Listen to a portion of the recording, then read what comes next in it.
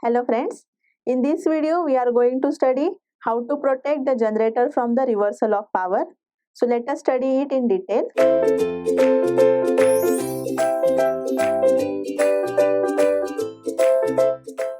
First of all, let us see the introduction.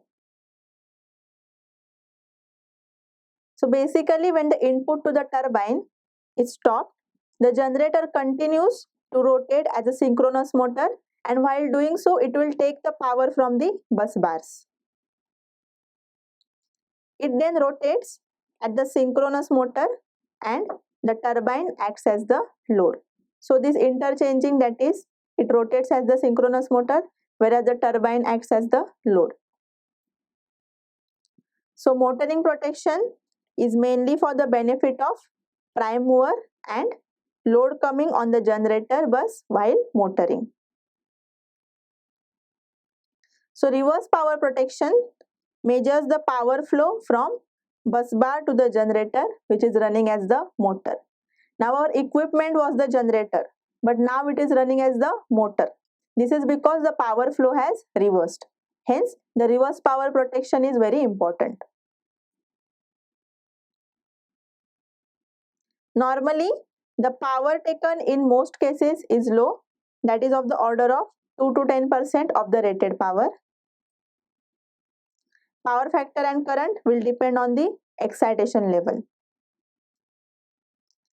Now let us see what happens during the motoring action of the generator.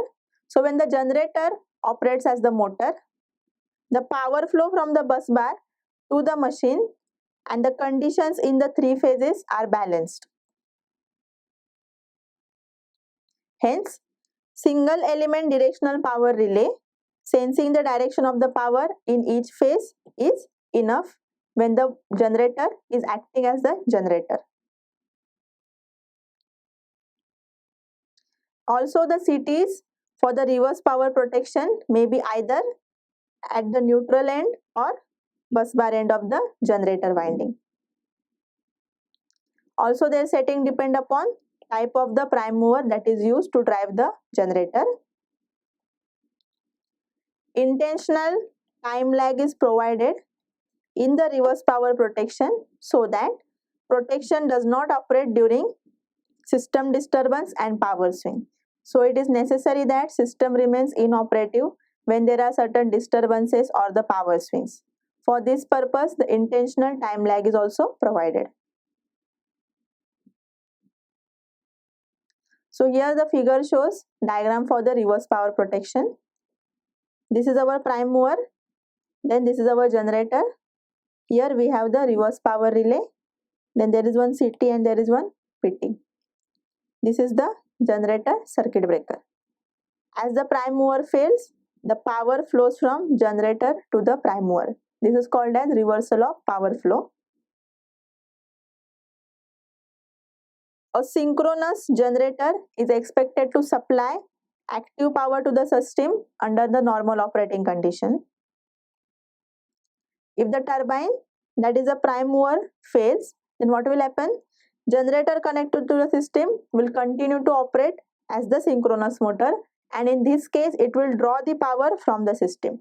Initially, synchronous generator is supposed to supply the power to the system, but when the prime mover fails, if in this case it is a turbine, then the operation will reverse.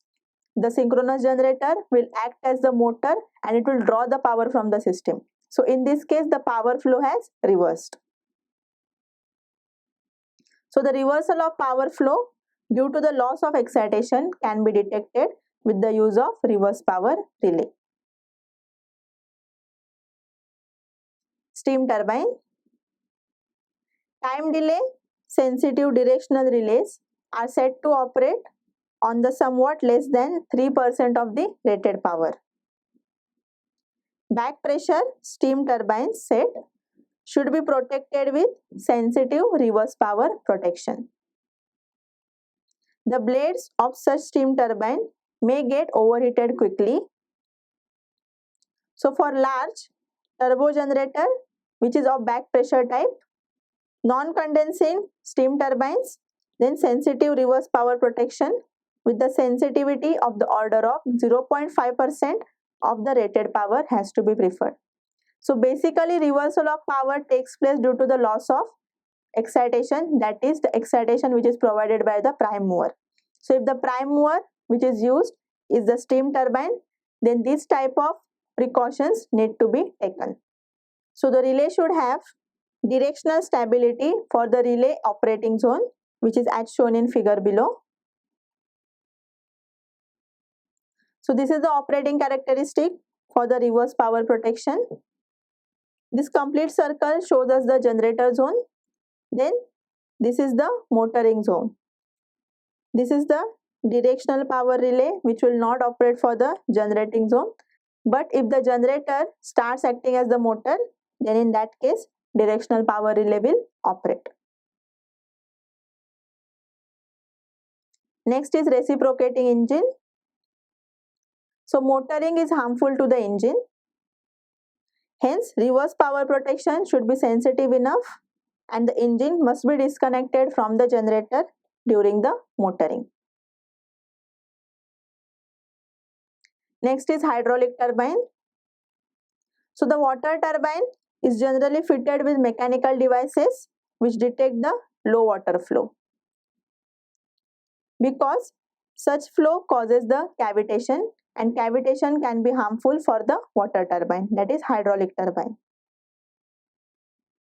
However, reverse power protection may be provided for motoring power less than 3% of the rated power. So in case of hydraulic turbine, the protection should be provided for the 3% of the rated power. Next turbine is a gas turbine. So in case of gas turbine which is driven, so in case of generator which is driven by the gas turbine, it should be permitted to operate as a motor because gas turbine offers load of 10 to 50% of the full load during the motoring. The factors here to be considered are: first, capability of prime mover to run as load. Second, load current drawn during the motoring. Then the reverse power protection can be generally set for 10% of the rated power in the reverse direction. So in this way we have studied the reverse power protection. So generally the generator is supposed to deliver power to the system because it is coupled to the prime mover which gives it the excitation. But when the fault occurs, that is the reversal of power, in this case due to the loss of excitation, that is due to the defect in the prime mover, the generator will continue to rotate but it will rotate as a motor.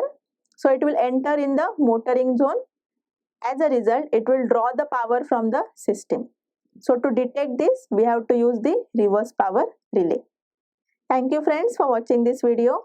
Stay tuned with eKIDA and do subscribe our channel eKIDA. Thank you.